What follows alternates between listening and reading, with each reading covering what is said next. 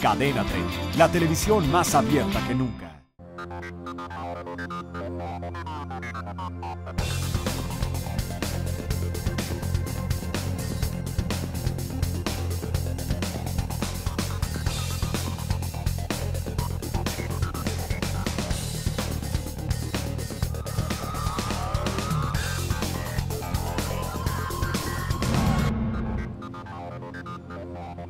Hola, ¿qué tal? Qué bueno que nos acompaña. Bienvenidos a lo mejor de Semanal 28. Lo llevaremos esta vez a conocer la Alerta Amber, un programa diseñado para combatir y evitar el robo y secuestro de niños. También conoceremos el Palacio de Lecumberri, sus entrañas, los personajes y testimonios de quienes lo habitaron. El Palacio Negro, la cárcel más temida del siglo XX. Yo soy Carlos Quiroz y esto es Semanal 28. Comenzamos.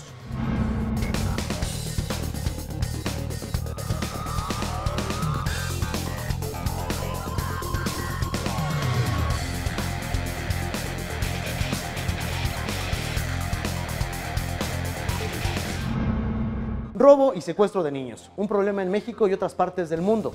Casos que han puesto en alerta a las autoridades y que han llevado a la creación de un sistema llamado Amber, en la búsqueda de menores desaparecidos. La alerta Amber se implementó en varios países desde 1996, luego del caso de una niña que fue secuestrada y días después localizada sin vida. Su nombre, Amber Hagerman. En México no existen cifras oficiales sobre el número de desaparecidos, pero las historias son constantes. Vea este trabajo que preparamos sobre los desaparecidos.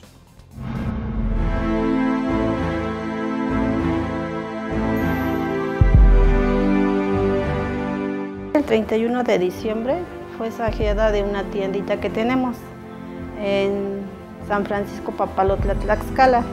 La verdad pues no sabemos nada de ella. Pues ahorita con ustedes, con su apoyo, quisiera pedirles que pues nos ayudaran, verá, más que nada para encontrarla. Porque la verdad estamos muy preocupados y la verdad no sabemos a dónde ir. ¿Ya fueron ustedes con las autoridades en Tlaxcala? ¿Qué les dijeron? Pues sí, ya fuimos, pero pues dicen que están trabajando, que están haciendo lo que deben de hacer, pero la verdad nosotros ya no sabemos para dónde ir, para dónde jalar, porque la verdad estoy muy consternada y desesperada. Juana y su esposo enfrentan la peor pesadilla de su vida. Nancy Corona Romero, su hija, no aparece por ningún lado.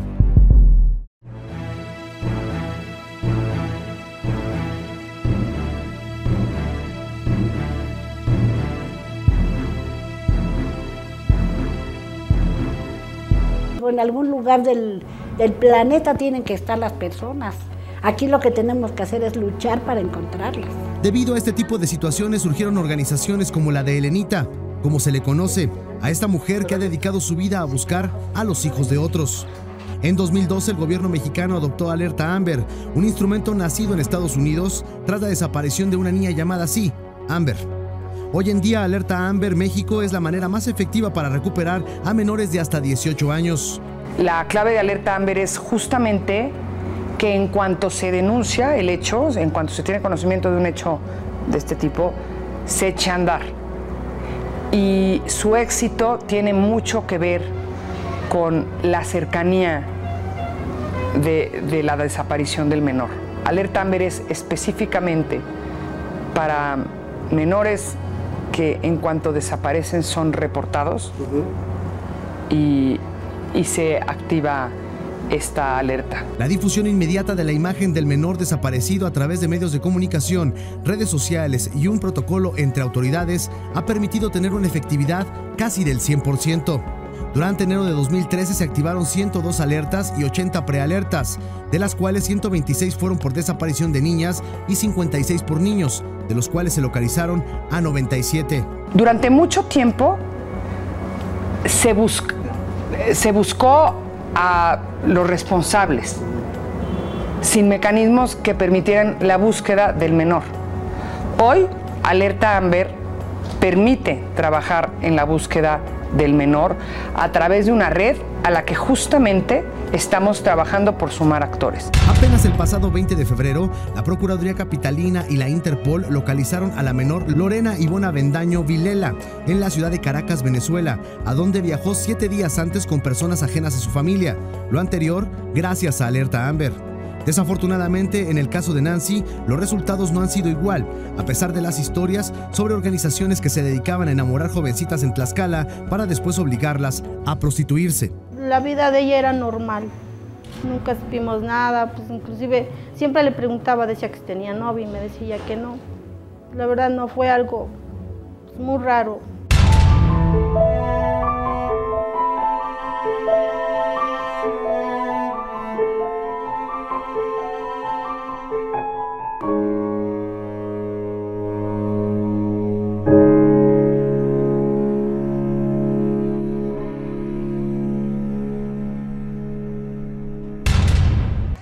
Pero el problema va más allá. Activistas advierten que hoy los niños y los adolescentes no son los únicos que desaparecen en México. Desde el punto de vista de la asociación, no solo son menores los que desaparecen personas mayores de 18 años, personas de la tercera edad y personas normales que salen, por ejemplo, al mercado y ya no regresan. Entonces la problemática es grave porque ahora ya no hay una edad, digamos, ni porque seas persona de la tercera edad, donde tu integridad física esté segura aquí, en nuestro país. Desde luego que sí, Alerta Amber es un mecanismo que ha apoyado mucho en la localización de muchos menores, pero Alerta Amber son menores. Bueno, sí, porque los niños son vulnerables, ¿verdad? Y el dolor de los padres, pero también una persona de la tercera edad, pues es muy, muy doloroso que se pierda, porque una persona de la tercera edad es como un niño. No existen cifras oficiales sobre el número de desaparecidos. La Asociación Mexicana de Niños Robados y Desaparecidos AC recibió el año pasado reportes de 76 menores, 56 adolescentes, 54 adultos y 7 adultos mayores. Actualmente se han localizado a 109 de estas personas. 78 siguen ausentes y 6 fallecieron. Más allá de los números, la localización de un solo menor vale la pena este esfuerzo porque significa la paz y la tranquilidad de toda una familia y la vida, por supuesto, en muchas ocasiones, de este menor. Tiene que ver con la trata laboral, tiene que ver con la trata sexual, tiene que ver con la pornografía infantil, también con la adopción ilegal y en algunos casos hasta con la sustracción de órganos de menores. Son algunos de los motivos por los cuales se dan en México y por supuesto en el mundo este tipo de situaciones. Se trata de individuos sin escrúpulos dispuestos a destrozar la vida de familias enteras y de sus propias víctimas. En el caso de uno de los crímenes más extremos, o el más extremo, que es la trata en este caso de niños y adolescentes, sabemos que el principal instrumento es el enamoramiento, la seducción, el engaño. Y esto nos habla nuevamente de niños y niñas adolescentes que están viviendo largos procesos de soledad y lo que los lleva a buscar una interacción con una pareja, una interacción con un adulto que simula ser alguien de la misma edad. Y es que aunque no es una regla, la mayoría de las víctimas viven en contextos de pobreza, soledad y entornos de violencia. Yo lo voy a encontrar.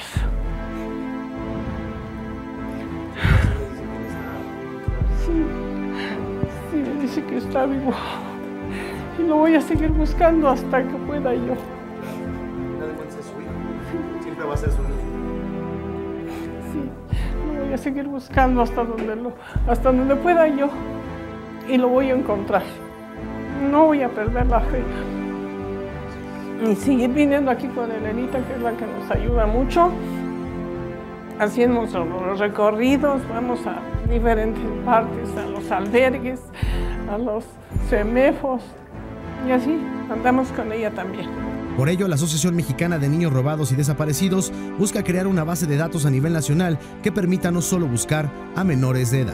Este programa tiene que estar en hospitales, tiene que estar en procuradurías, en DIF, en todas las instancias gubernamentales, para que, por ejemplo, si una persona es accidentada en cualquier lugar, pues esa base se sube ese dato se sube a la base, como también, digamos, la búsqueda, y ahí se puede confrontar, digamos, si la persona pues es la misma, y yo creo que esto nos va a dar muy buenos resultados. Para ello, buscan el apoyo de legisladores federales.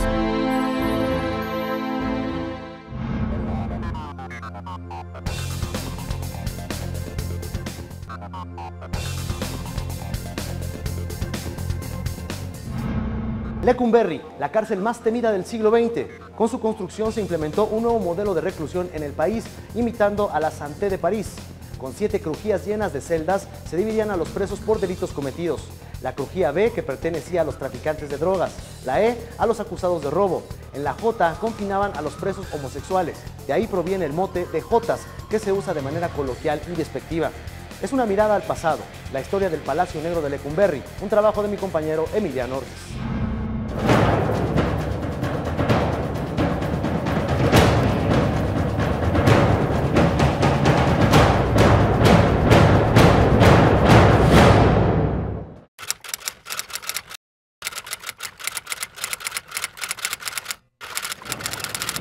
Estos son los rostros del encierro. A lo largo de 7 décadas y media poblaron el Palacio Negro de Lecumberri, escenario de dolor, injusticia y crueldad.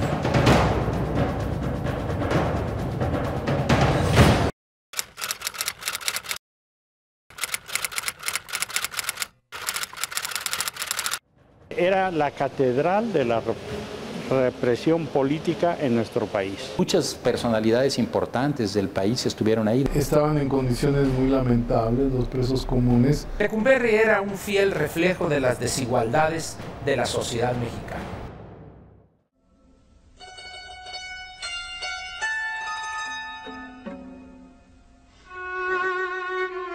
El 29 de septiembre de 1900 se inauguró en la capital del país esta penitenciaría, en un terreno de 32.700 metros cuadrados que pertenecía a la familia española de apellido Lecumberri. De ahí surgió el nombre. Se instauró después de 15 años de que la reforma al Código Penal de 1871 dictaminara necesario un penal debido a la insuficiencia de la prisión de Belén. Y como un castillo medieval, surgió en pleno porfiriato el infierno para muchos. Era un contexto de una idea de la modernidad del país, que era lo que quería proyectar el régimen de Porfirio Díaz, es decir, una sociedad que se moderniza hasta en sus sistemas de reclusión. Y al mismo tiempo el otro mensaje muy claro era dar la idea de seguridad. Jeremías Bentham plantea la primera prisión de tipo panóptico, en donde las crujías se distribuyen en torno a un eje central y de ahí iban los vigilantes desde el centro, podían controlar perfectamente a todos los reclusos. Torres Torrija lo diseña con 8 crujías. La crujía central, que es la que da al poniente, es un poco más pequeña que las del resto y no son todas iguales.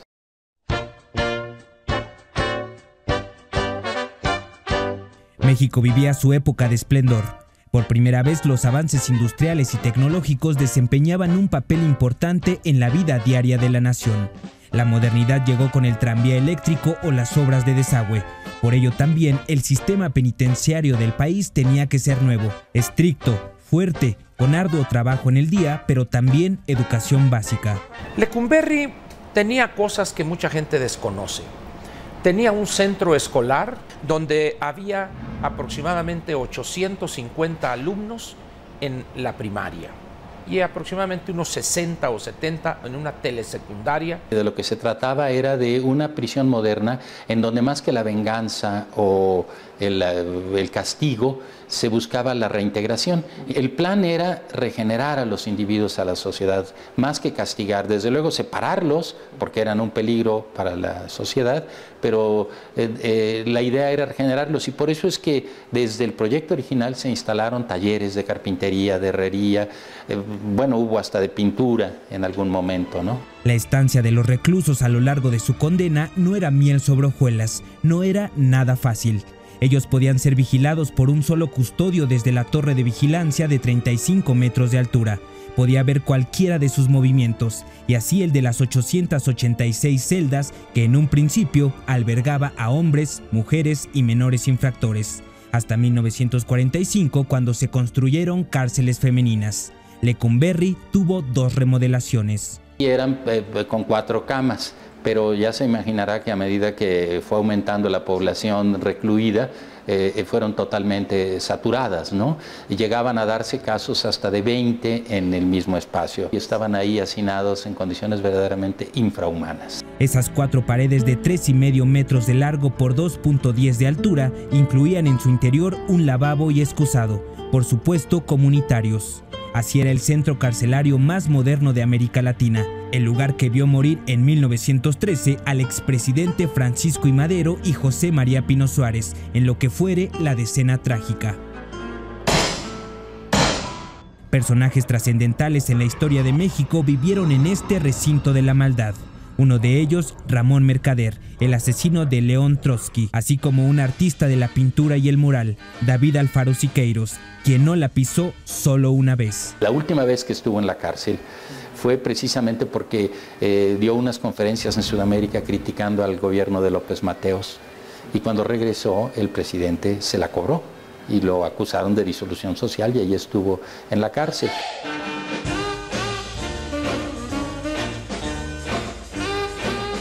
En el periódico Excelsior, con la fecha del 10 de agosto de 1960, se leía: fue detenido David Alfaro Siqueiros, se le llevó ante el jefe de la Policía Metropolitana.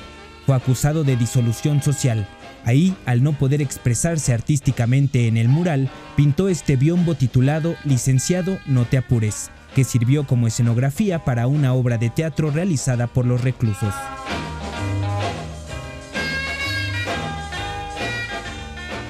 La vida en Lecumberri ponía a prueba a los convictos, a su habilidad de adaptación, a su fuerza física e ideológica y a las mañas para sobrevivir. Aplicaba el estilo irlandés de Crofton. Los presos con sentencias mayores a 5 años eran aislados por completo en los torrentes norte y sur, 2 cárceles dentro de la misma cárcel, que también fueron diseñados con el modelo panóptico de vigilancia, los cuales posteriormente se utilizaron para encerrar a presos políticos y a internos con problemas mentales o que habían cometido delitos tan graves como ser asesinos seriales. También el famoso apando hacía vibrar de sufrimiento, una celda de castigo en donde se le encerraba desde días hasta semanas enteras, con un mínimo de alimento y sin luz, sin agua, sin ventilación y sin baño. Por ejemplo, alguien que en una pelea o alguien, por ejemplo, que cometía un homicidio, lo apandaban en tanto, lo llevaban al juzgado, etc.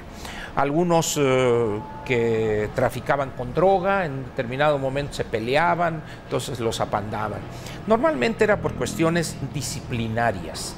O sea, el apando es un confinamiento solitario y te podías estar ahí una semana o 15 días, ahí, te ponía, o más. Era aquellos que por alguna razón eran muy violentos o por cualquier circunstancia se hacían acreedores al aislamiento, ahí los encerraban.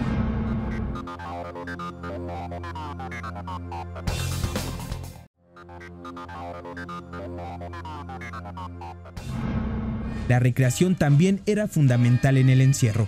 En ocasiones especiales, la dirección organizaba espectáculos circenses, ponía una televisión en medio de la crujía, fomentaba los deportes como el box y los juegos como el dominó, el ajedrez y las cartas eran infaltables. Actrices como Silvia Pinal, Silvia Derbez o Tintán visitaron Lecumberri como cuestión humanitaria. Incluso la famosa escena donde el personaje del tuerto grita «Pepe el Toro es inocente» de la cinta Nosotros los Pobres fue filmada en ese lugar. ¡Ya no, por favor! ¡Vamos todos! ¡Es inocente! El movimiento estudiantil de 1968 y en particular la matanza a estudiantes del 2 de octubre en la Plaza de las Tres Culturas en Tlatelolco cambió la vida de Lecumberri. Más de 160 estudiantes fueron recluidos como presos políticos. Entraron decenas de estudiantes y profesores en la crujía M y en otra que no recuerdo, y básicamente ahí estaban separados de los presos comunes, porque bueno, estaban algunas personas como una de los más brillantes estructuralistas de México, como fue el ingeniero Eberto Castillo, por ejemplo, ¿no? Estaban uno de los escritores que ahora estamos celebrando su centenario, José Revueltas.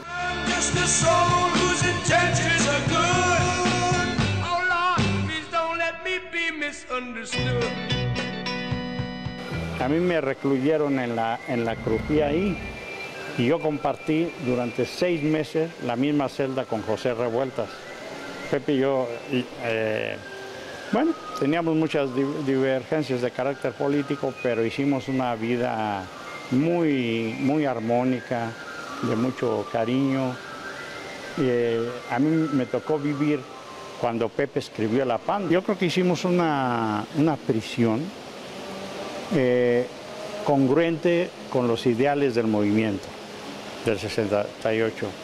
Nos mantuvimos en la lucha por las libertades democráticas, por la transformación del país. Teníamos una vida, diría yo, de estudio y de estudiantes.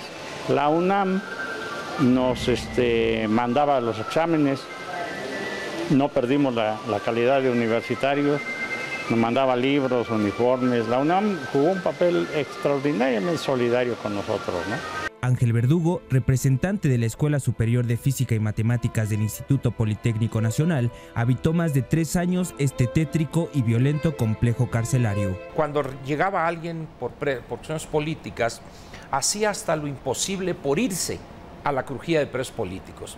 Yo hice exactamente lo contrario. Hice hasta lo imposible por quedarme con los presos comunes. ¿Por qué?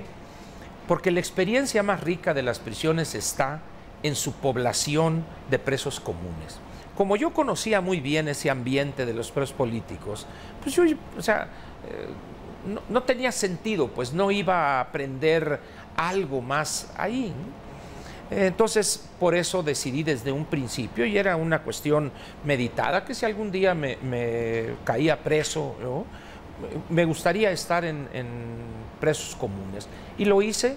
No voy a decir que viví a gusto, porque sería casi masoquismo, pero aprendí mucho, hice amistades entrañables ahí. Sobre todo si eres alguien que está supuestamente diciendo que estás haciendo algo por el pueblo, etcétera, los clichés de los 60, pues lo mejor era estar con la población común, enfrentar lo que ellos enfrentaban. Los esculques, por ejemplo.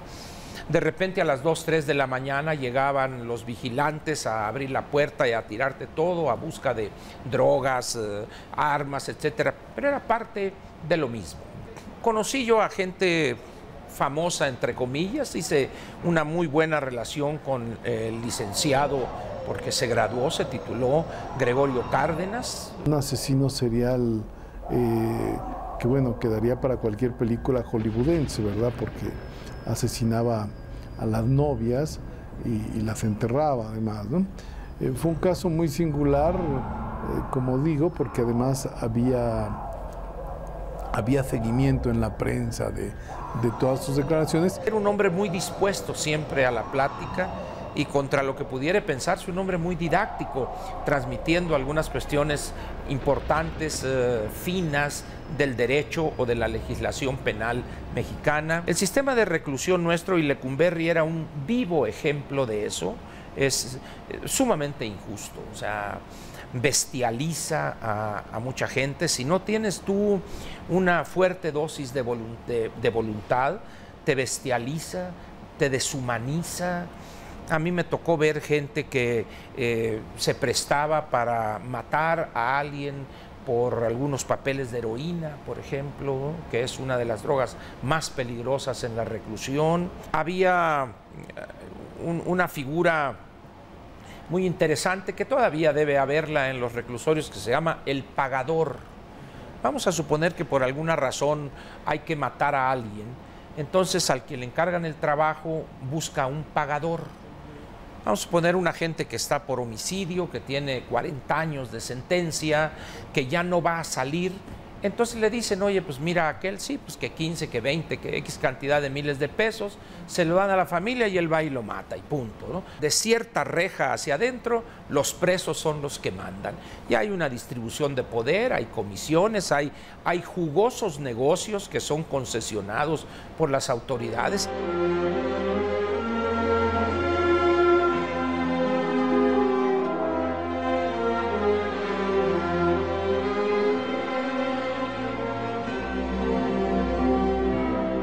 La fecha más difícil en la reclusión es Navidad.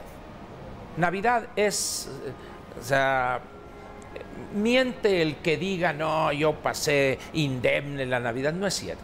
Hasta los más malos se quiebran en la Navidad. Las personas que viven en libertad y que nunca han vivido la reclusión se hacen ideas muy raras respecto a qué es estar recluido.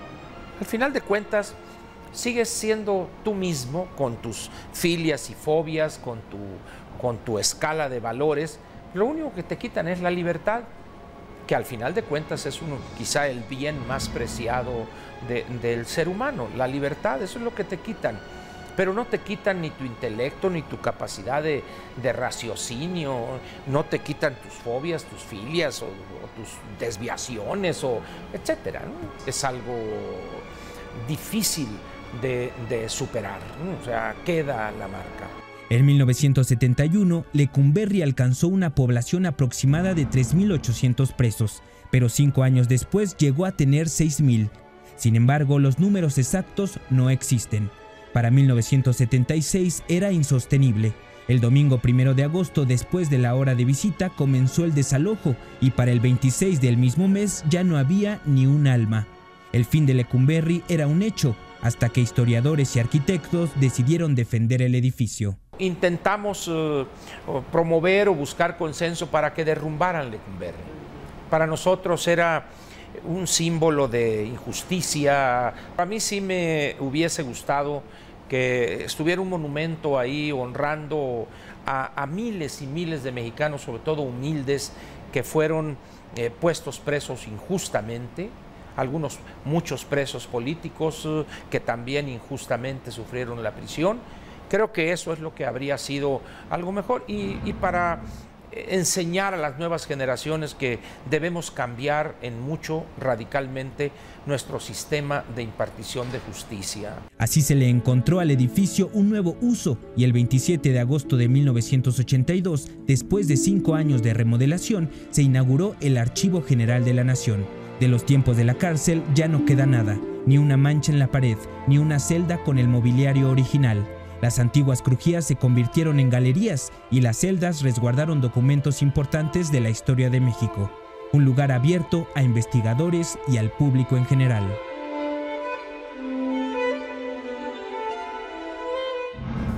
De esta manera hemos llegado al final. Gracias por acompañarnos. Nos vemos la próxima.